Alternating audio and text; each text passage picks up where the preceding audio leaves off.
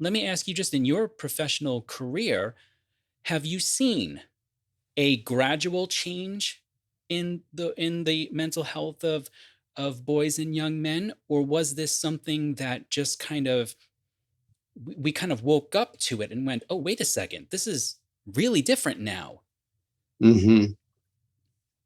Yeah, that's again like a very interesting kind of observation. I think there are some generational changes that primarily have to do with the digital age, and then also the explosion of social media, which really took off after 2005. I think that's the date that often people kind of have in mind for that.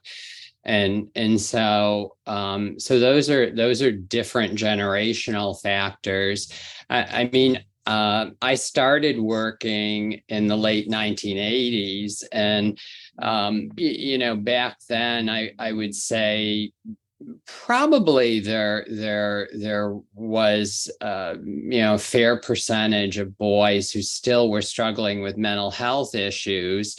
I think the social structures back then were a little bit different, and so I'm not meaning to be nostalgic or kind of wax like, oh, the good old days kind of thing, because those were bad old days in so many ways. But for example, there was much more. The treatment program that I mentioned to you, that was around. That's no longer around. Day treatment is extremely difficult now to find.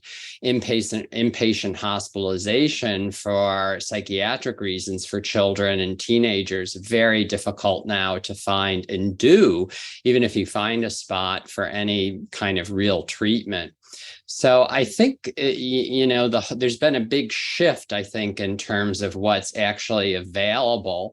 And then probably some of the social changes having to do with our, all of us getting digitalized to one extent or another. And so I think it probably right now looks a little bit more serious just because of those things.